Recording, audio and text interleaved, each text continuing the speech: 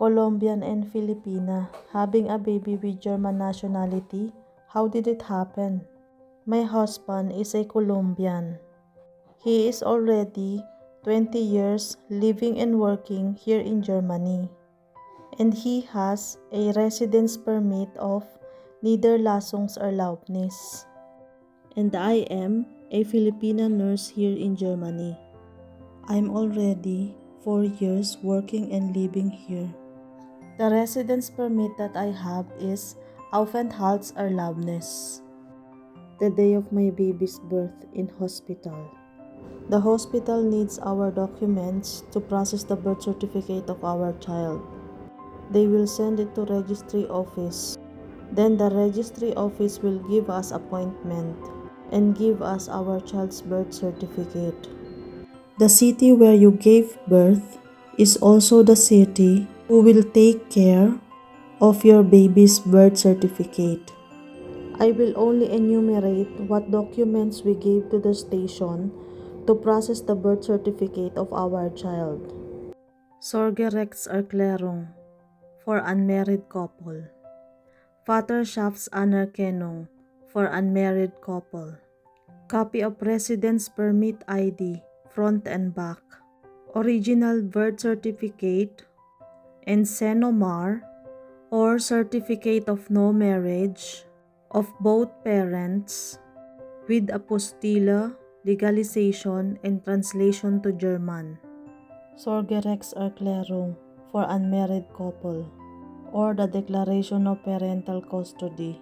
The father of the child need to obtain this document for emergency purposes that something happened to the mother. The father can decide for his child.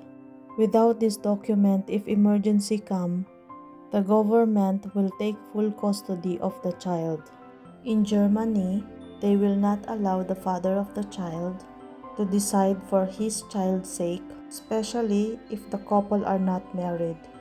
The father of the child need to have this document for the government of Germany or the law of Germany to recognize him as the father of his own child. Vaterschaftsanerkennung for unmarried couple or the acknowledgement of paternity.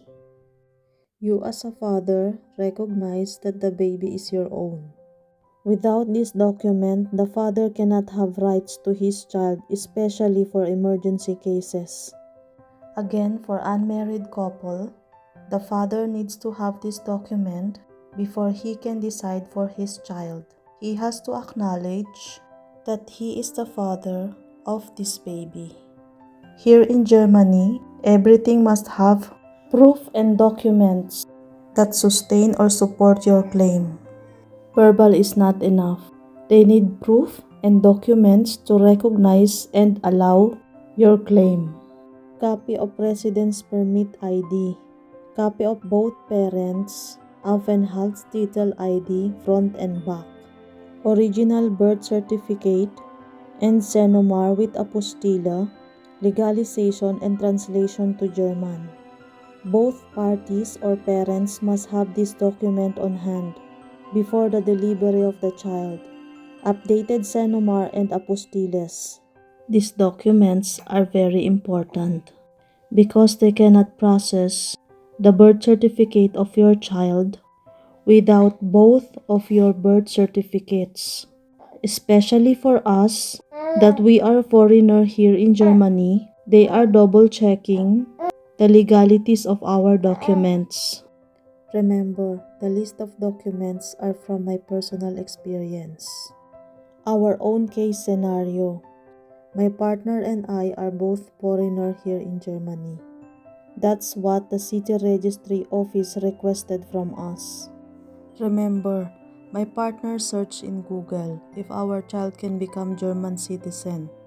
We also personally asked the registry officer if it is possible, and she said yes, in our case and within the scope of German law of citizenship.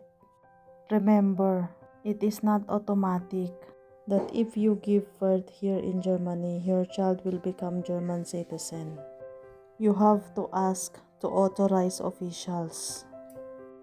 Since 2000, children born in Germany to foreign parents may acquire German citizenship at birth in accordance with the principle of jus soli.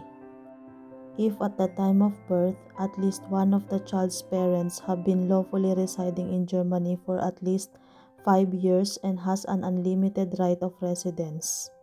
This means that in addition to the foreign citizenship of their parents, such children acquire German citizenship by virtue of their birth in Germany.